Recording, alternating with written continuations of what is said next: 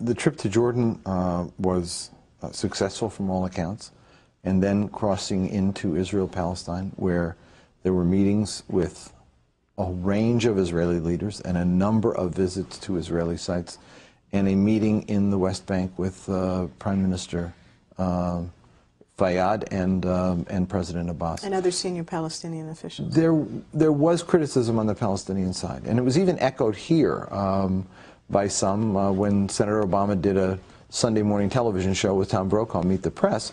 Brokaw said, "You didn't even stop and eat falafel in Jerusalem. You didn't do something on the Palestinian side."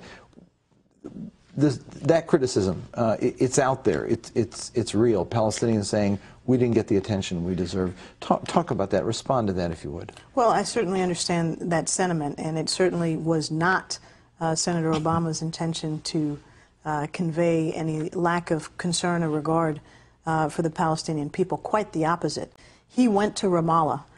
John McCain, you recall, couldn't be bothered to visit with the Palestinian leadership. He had a very meaningful and substantive discussion with the Palestinian leadership. I was privileged to be there. And it was a meeting that covered a full range of important political issues. And indeed, President Abbas surprised us in the middle of the meeting by bringing in what he called Obama bread, which was a dish that was being sold out in the streets, a circular O-shaped bread with cheese and tomatoes and basil on top, as a way of sort of showing that there was a real connection that the Palestinian people felt to Senator Obama and his trip. And Senator Obama's schedule, as I can attest because I was with him every hour of that day, was chock-a-block. It was absolutely punishing, beginning at the crack of dawn and ending at night. And we had more flexibility in that schedule, certainly his preference would have been to have done as he did when he went to Ramallah in 2006, which is sit down with some young people and students, spend time in the West Bank. He's done that in the past, and he would have loved to have done that before. We just didn't have the opportunity this time. Let me get you in a conversation out there. If you want to give us a call from overseas, it's 001-202-842-5056. If you're calling here in the U.S., it's 1-800-528-2090.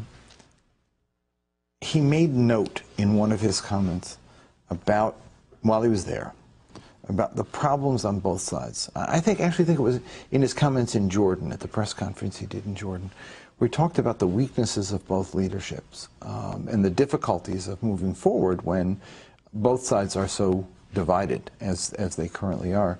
Well, if they were divided when he was there, the situation has even become worse since he left.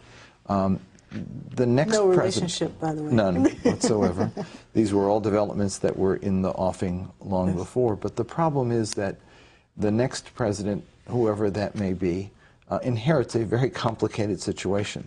An Israel deeply divided, without leadership strong enough to move, and a Palestinian society physically divided and its leadership divided. Again, without the ability to lead and move forward. He has made the point of strengthening leadership. How do you strengthen leadership under these terms? Well, Jim, I think, first of all, one has to recognize that it is what it is.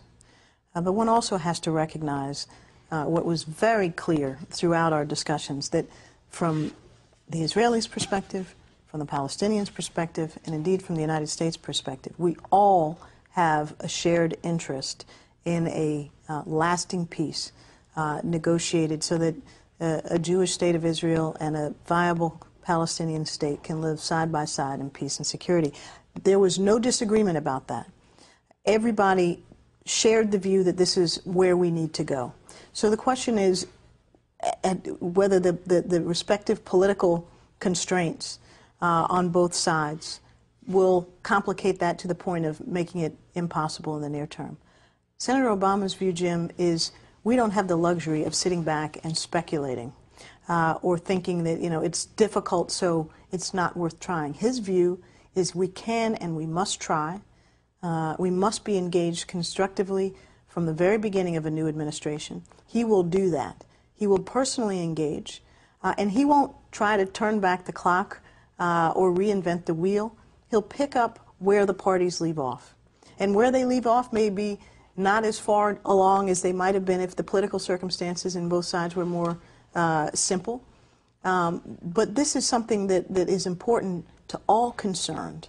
And when our interests are at stake and the interests of Israel and the Palestinian people, we must and we will make the effort.